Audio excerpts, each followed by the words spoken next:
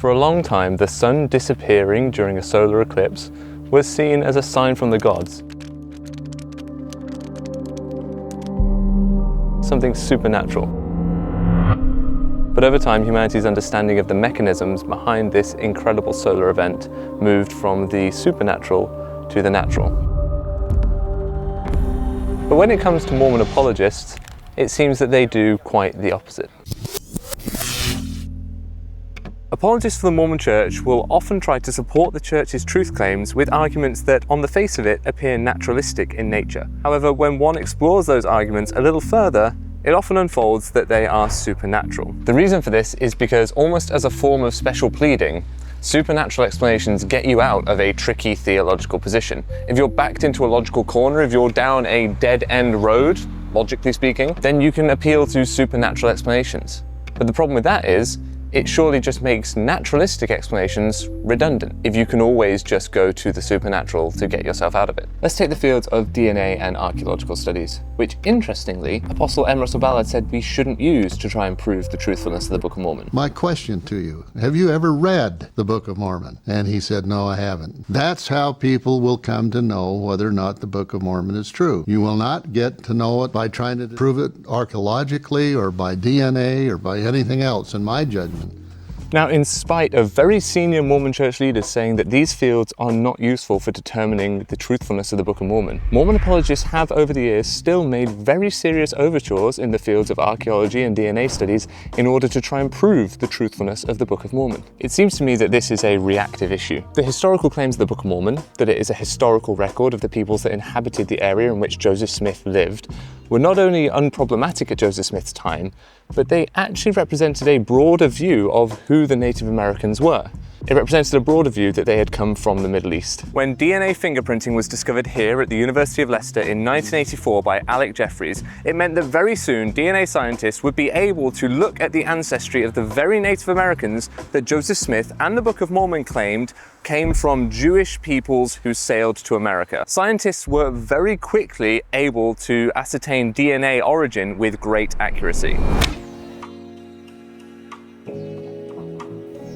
In the face of newfound evidence against the position is moved and moved and moved, until eventually the only recourse is to appeal to the supernatural. A 2004 paper discussing an archaeological dig made by John Clark of BYU gave the following observations. In accord with these general observations about New York and Pennsylvania, we come to our principal object, the hill Cumorah. Archaeologically speaking, it is a clean hill. No artifacts, no walls, no trenches, no arrowheads. The area immediately surrounding the hill is similarly clean. Pre-Columbian people did not settle or build here. This is not the place of Mormon's last stand. We must look elsewhere for that hill. When Clark says we must look elsewhere for that hill, essentially what he's saying is, hey, we didn't find archaeological evidence in the place where the founder of the faith, Joseph Smith, said it would be. And so we have to shift the goalposts. The only alternatives are for him to say, well, these events didn't happen where the Book of Mormon and the founder of the faith claimed them to be, and so they didn't happen at all. Or to move to the supernatural and say that, well, God removed the evidence to challenge our faith. But given I'm here in a medieval castle in Belgium, I wonder why God isn't hiding all of his archaeology. Why is he leaving some of it for us to climb around on and other parts of it for no one to find at all? I am back from Belgium. I am back to my favorite tree. So let's take an example one last time through from natural to supernatural.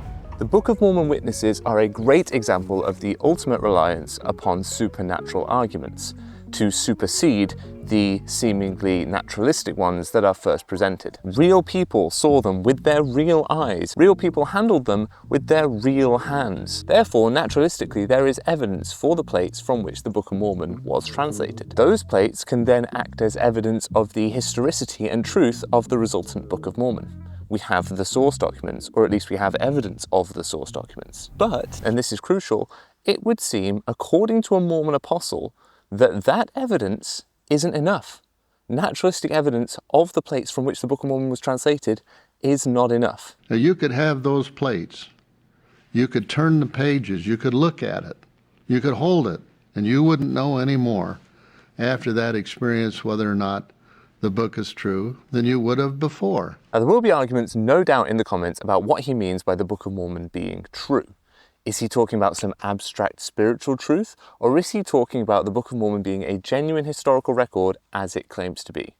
Either way, I think the more pressing point is this. If you could inspect the gold plates of the Book of Mormon, if you could handle them, touch them, look at them physically, and that wouldn't be enough for you to know the truthfulness of the Book of Mormon, then what on earth is the point of promulgating witness testimony of men who claim to see the plates, to handle them? Why is it that the witnesses' physical and visual inspection of the plates is meant to lead to the conclusion that the Book of Mormon is true, but if you or I were meant to have that exact same physical and visual interaction with those plates, we wouldn't know it's true, according to Ballard? What is the difference between me and one of the Book of Mormon witnesses? What is the difference between you and one of the Book of Mormon witnesses? What is the missing component? Because we would have access to the same naturalistic evidence as them. There has to be some missing spiritual component, something beyond naturalistic evidence, something that separates them from us. And at that point, you are then not looking at naturalistic evidence anymore.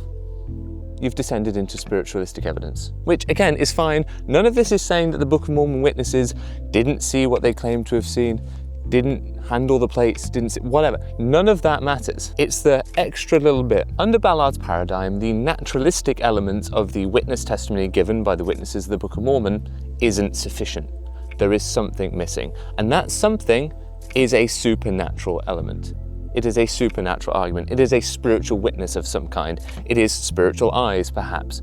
It is something beyond seeing and holding the plates. And that, of course, means that the witnesses to the Book of Mormon are not naturalistic evidence as it would first appear, but they are a case of supernatural evidence. Ultimately, none of this is to say that the Book of Mormon witnesses were lying or that what they have to say doesn't really matter. What this is to say is that when we're looking at things like the witness testimony of the Book of Mormon, it should be correctly categorized. It has a distinct supernatural component. In fact, the argument resolves to a supernatural component because, according to an apostle, the naturalistic components of the witness testimony of the Book of Mormon is insufficient to act as meaningful evidence or to make known the truth of the Book of Mormon, which is the thing that the witness testimony is being used as evidence for. It would be disingenuous to try and act as though the witness testimony of the Book of Mormon is entirely naturalistic in nature and does not include any supernatural components at all. And it's important to be really clear with this.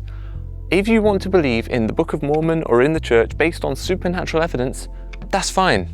That is absolutely fine by me. Just be clear that that's what you're doing. Just own it. Don't try and act as though the evidence you have is naturalistic in nature and is defendable under those terms. Just own the fact that it's supernatural. And then people will choose to believe it or not. Just like people will choose to subscribe to this channel or not, or join my Patreon or not. We're all free to choose, but the Patreon is pretty sweet. You should definitely check that out. Jake, take us out.